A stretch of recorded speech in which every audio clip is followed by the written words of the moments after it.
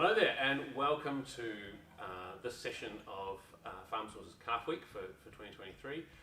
Today we're going to be talking about various aspects relating to the importance of hygiene in the calf shed and how kind of tips and tricks to improve the standards of hygiene in your sheds and the impact that that can have on calves. I'm Mike Shallcrass, Senior Veterinary Manager here at Fonterra, and joining me is Emma Cuttant, who's a lead researcher at Epivets, a dairy-focused research company? Yeah, research and epidemiology business, but we certainly predominantly do either dairy or sheep beef. Yeah, and Emma's done some really interesting research over the years into many aspects that relate to hygiene around calf rearing, and probably tracing that thread back to the importance of colostrum to calves, and the impact that poor hygiene standards can have on the efficacy of that colostral transfer early in a calf's life. So you did some work a couple of years ago looking at individual farms and rates of failure passive transfer on those farms and factors that were influencing those outcomes for the calves. What can you tell us a bit more about that? Yeah, so if we peel right back and actually just make sure we're all on the same page with what failure passive transfer is. Yeah. So failure passive transfer is essentially when the calf doesn't have enough antibodies. Our antibodies are our soldiers of the body, they're what fights disease. If the calf doesn't have enough of those, we consider it to be called failure of passive transfer, right? So when the calf is born, it's different because different to normal mammals, because when humans are born, they have transfer of immunity across the placenta. So do dogs, so do cats, so do most mammals, and for some reason the cow doesn't do that. So when they're born with absolutely nothing. And everything that they need for immunity comes from the colostrum, right? So they have to have a whole bunch of colostrum very quickly with a whole bunch of antibodies in it to be able to have any chance of having any immunity to diseases at all. And when they don't get enough of that, so they might not get enough for three main reasons, right? So let's say they're born and then they go under a fence, which we know, misadventure, whatever. They don't get the colostrum quickly enough, and they can't absorb it after about 24 hours. And so if they don't get it in within that sort of 6 to 12 hour window, they end up with what's called failure of passive transfer. They don't have enough antibodies. The second thing that can happen is they might get it real quick off their mum, but maybe they just had one suck and then the mum, buggered off down the paddock, and they didn't get enough. So they got a little bit, but didn't get the volume that they needed. That's another way that they can get it.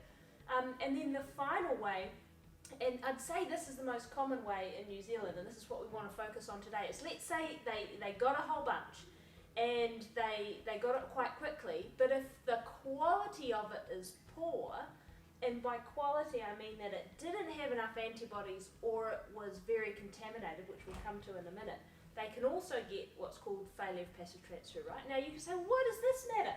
Well, it matters because if they have failure of passive transfer, they don't have enough antibodies to fight disease, so they're more likely to get sick and they're more likely to die. And so the New Zealand research that you're talking about that we did, we went out and said, well, how much of it is going on in New Zealand?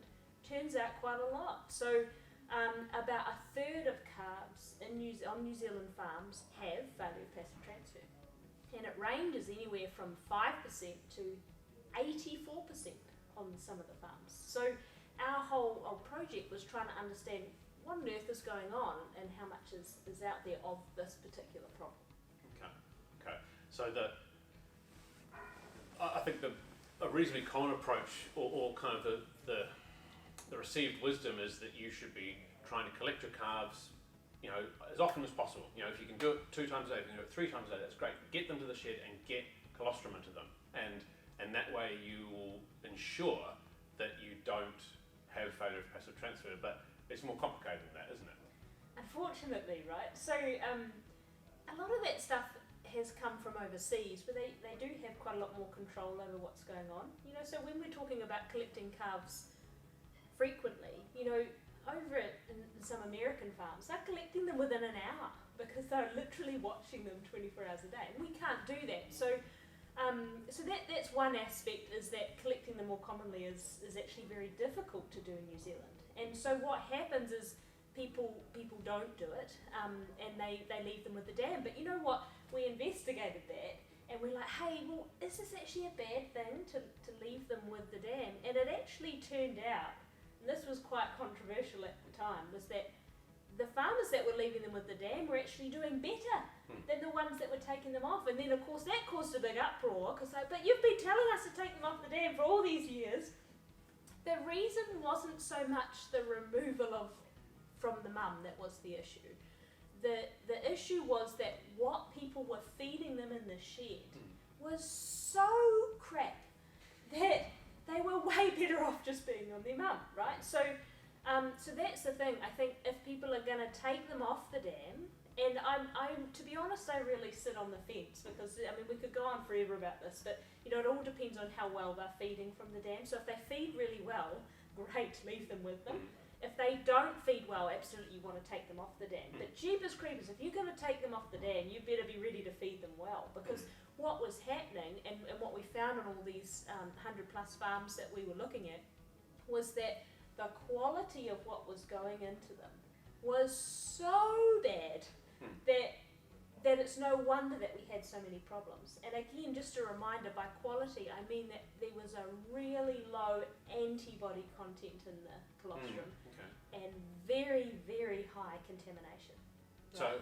So for measuring the antibody content, that's when people are talking about IgG levels and using a Brix refractometer or something like that. Is that right? Yeah. That's right. So when you're using a Brix, which by the way, the best thing you could ever do, so addictive, but you're looking for, you're literally just getting the colostrum, putting a drop on this thing and looking through it, and you're looking for 22% or higher, right? That is colostrum that's got enough antibodies in it suitable for newborn calves. In the trial work, we found the average was 16.5.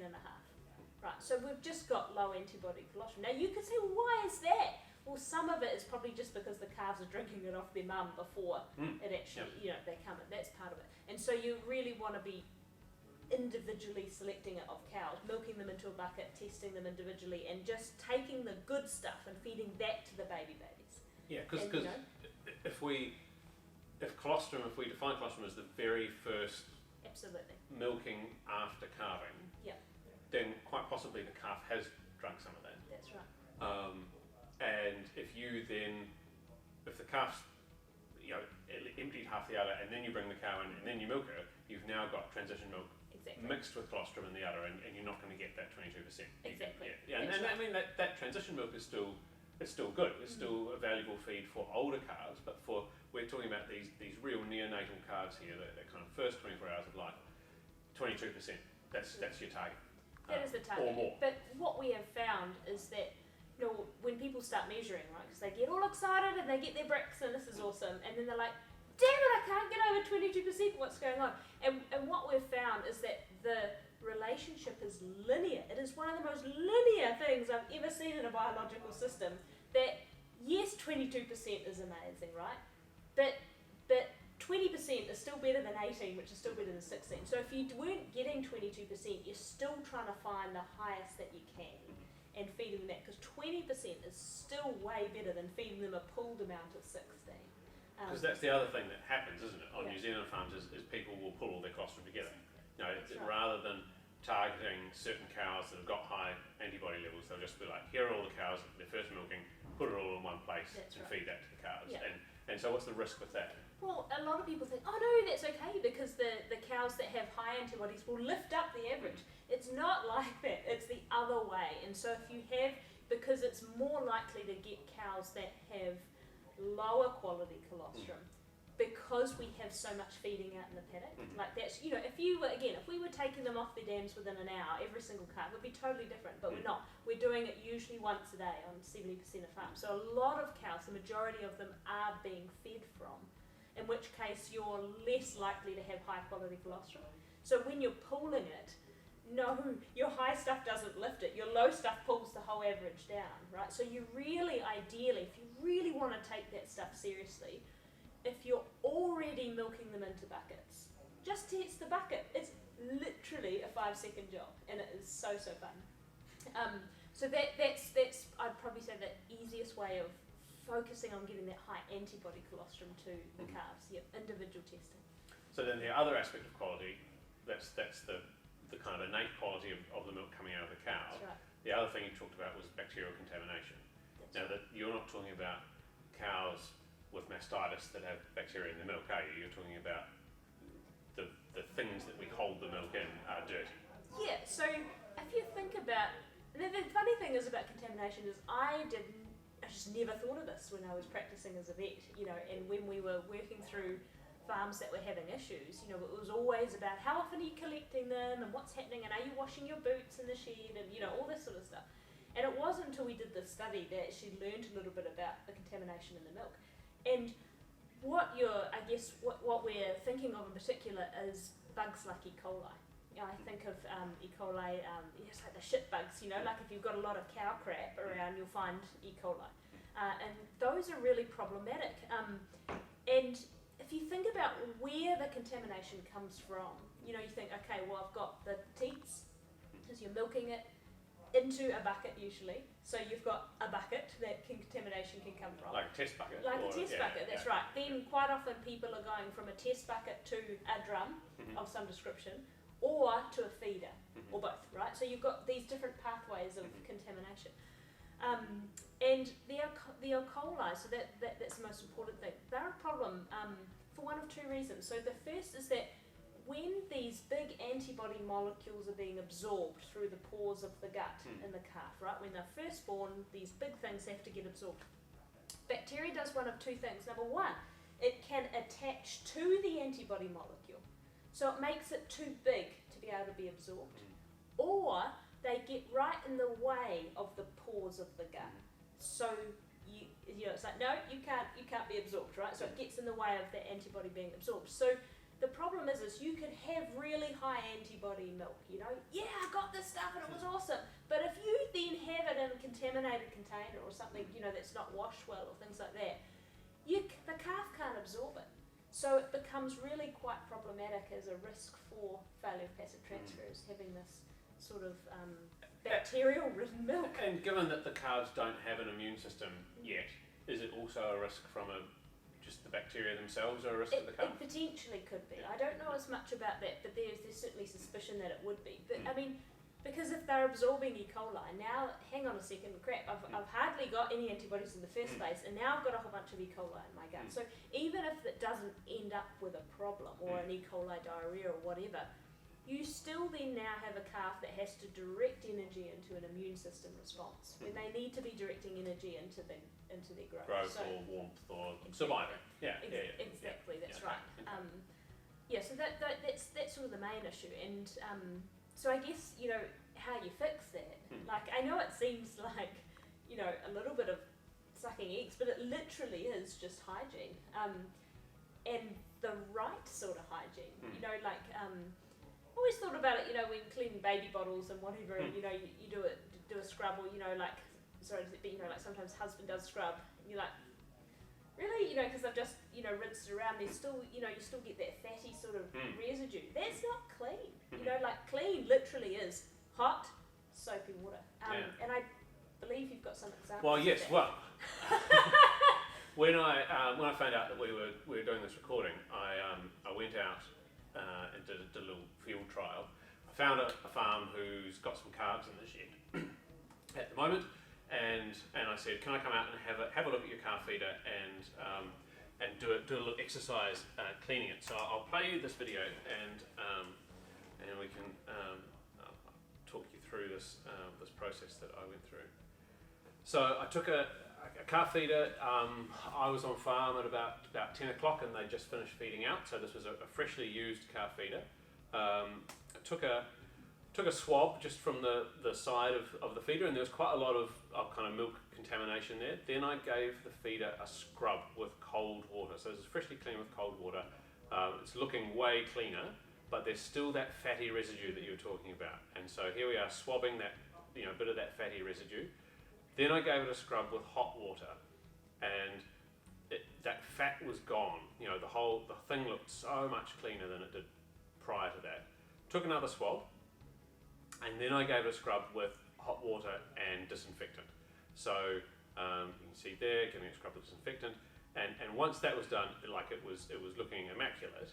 Now you can go, oh yeah, that's real clean, but what about where the teats are attached? There's always some stuff there, so don't forget to give that a clean, and to give the teats a clean. So I'm swabbing a dirty teat here, and then I gave it a good clean and gave it a swab again.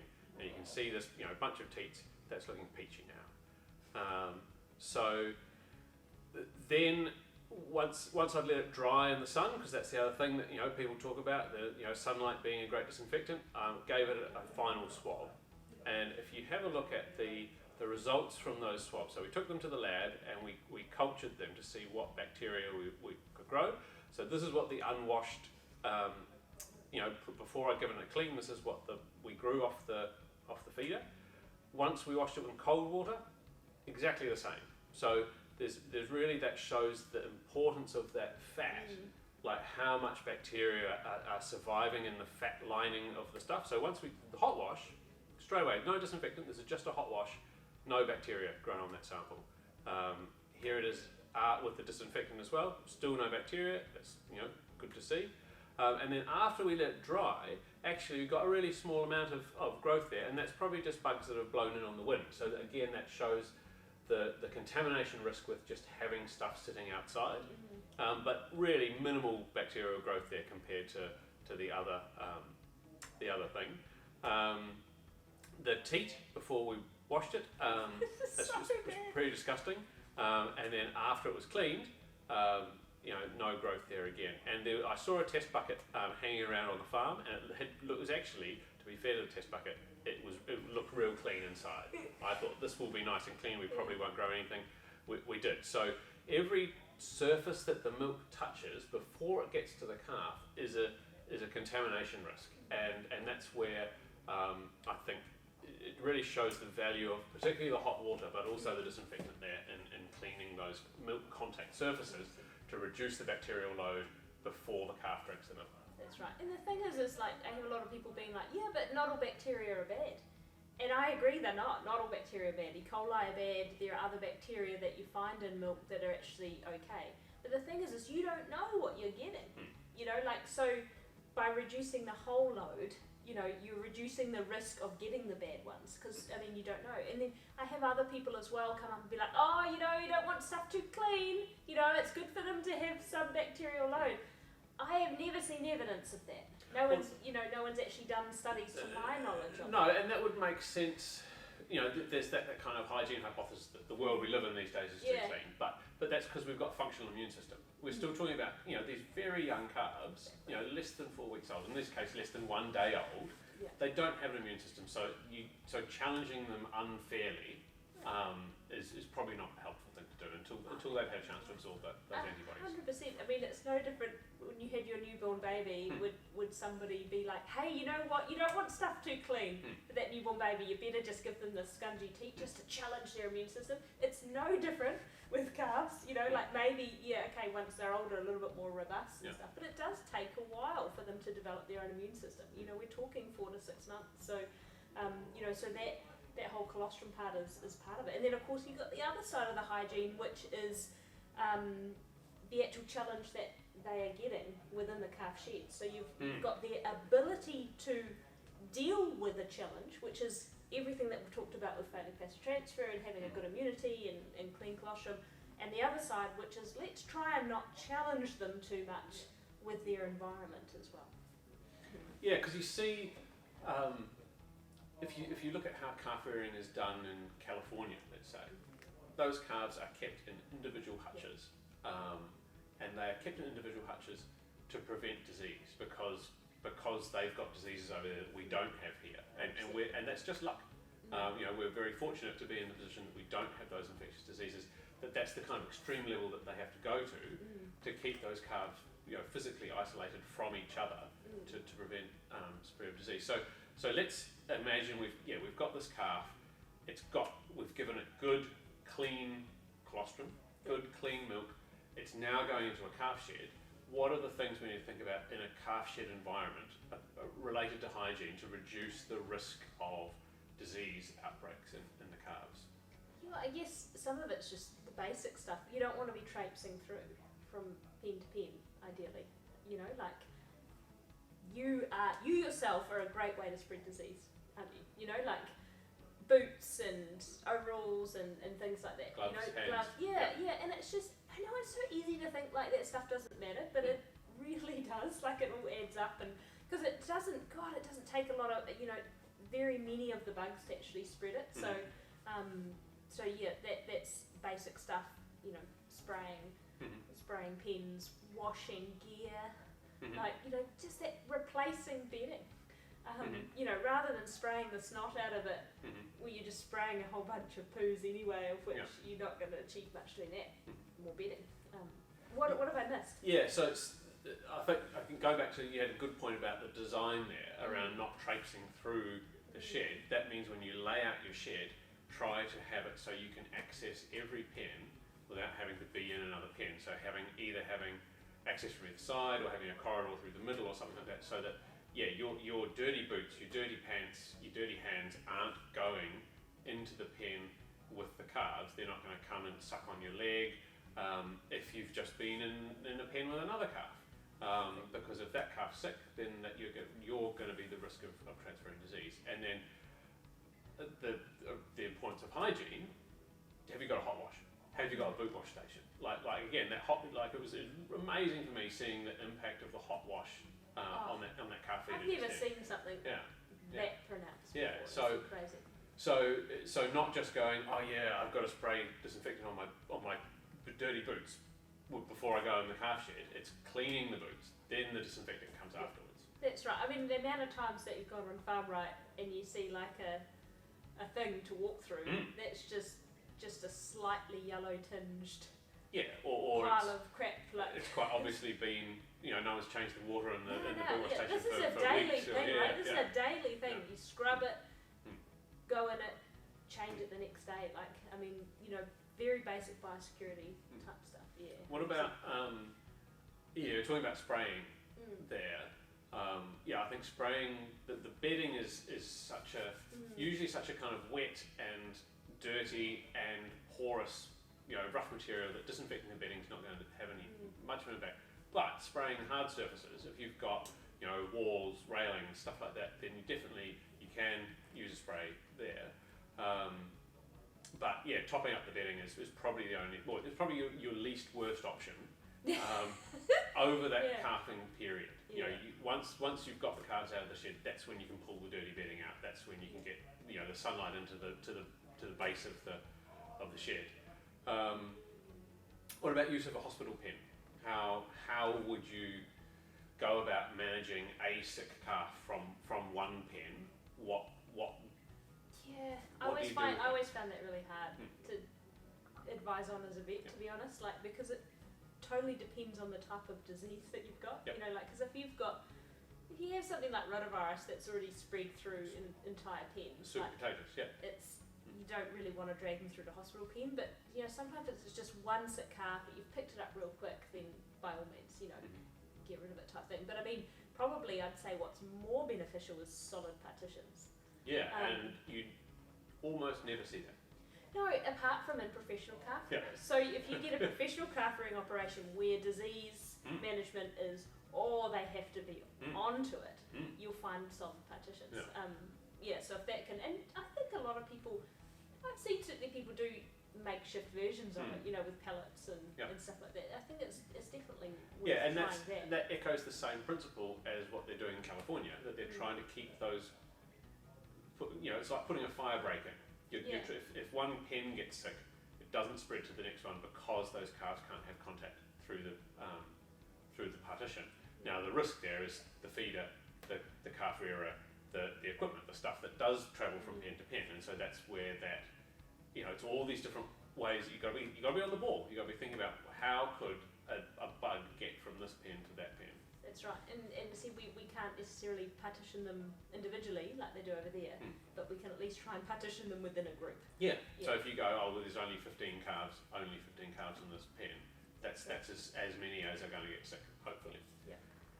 The only other final thing I think is it's just warmth, eh? You know, like the amount of energy that they have to expend into warming themselves up is huge. I'm very certain it makes a difference in terms of their resilience to bugs. Because a lot of people say, well, should I warm the milk? You know, what difference does that make? It's one of the most common questions I get asked, certainly from a colostrum point of view. And from the ability to transfer antibodies, no, the warmth doesn't make any difference. But the ability for the calf to regulate their own heat, absolutely. Yeah, so like adult cattle are very cold tolerant, you know, because they've got this big fermenting chamber of the rumen that's making lots of heat for them. But a calf doesn't have that. A calf is small and skinny and wet when it comes out. and all of those things are acting against it, and it's often winter time. You know, we're in New Zealand, the majority of cows calve over kind of winter spring. So the energy that calf doesn't have to spend warming the milk up is energy that it can spend on other metabolic processes that it needs to survive. I think that's an interesting discussion point that you know, people will say, look, I feed cold milk and it's fine, and it's true. You know, you can successfully rear calves with cold milk, but there's an energy cost for those calves, and that's energy that they won't be spending growing. But also, I think there's a consistency thing here that whatever system you're going to use, try and keep it as consistent as possible, because from a calf intestinal development perspective and digestive perspective, that's really significant. You know, feeding them at the same time of day, similar volume, similar temperature, all these things are important, because what you don't want to do is change something too quickly, give them a scour, and that just sets off, you know, a cascade of disease, you know, susceptibility to disease after that. That's right. Yeah. So I'd be thinking, like, for people that are watching, you know, what do you do now? Like, what do I do with my system? What if it's not good? You know, people ask me this a lot, and I say, before you change anything, just check what your system is doing. You know, like people get very worried about failure passage transfer. Have I got an issue because I leave them on the dam? Oh my God, am I having? Not necessarily. You know, so it's very, very easy to check whether you've got problems in the shed. You know, so you can get the vets out to do some blood sampling. If you do it early on, you get a good indication of what's going on. But if you find that you're okay early on, so let's say you just start calving, you're 20% calved, you test them, we can test them in the blood, the vets can explain what that means, if they've got failure passage transfer or not. And then you might be like, I'm awesome, this is great. Well, I just recheck it when things are busy. Because what we've found, and there's a couple of studies that have found it now, that when you're in the peak of calving, that's when you're going to really get your issues with failure passage transfer. So don't think you're safe until you've tested at your peak. But easy to do, you know, God, it's not, I think, relatively not that expensive, you know, in terms of what you're trying to achieve. Just test to see what your system's doing, and then from there, you can create a plan, you know, with your farm staff, with your vet, to come up with what are you going to do. You know, am I getting enough into them? Am I getting it quickly enough? What's my quality doing? And going from there. Yeah, and I guess later in the season, you know, where we say check later in the season, that's also when the challenge is going to be higher. You're going to have more calves in the shed, the bedding's starting to get wet, all that kind of stuff. Exactly. Yeah.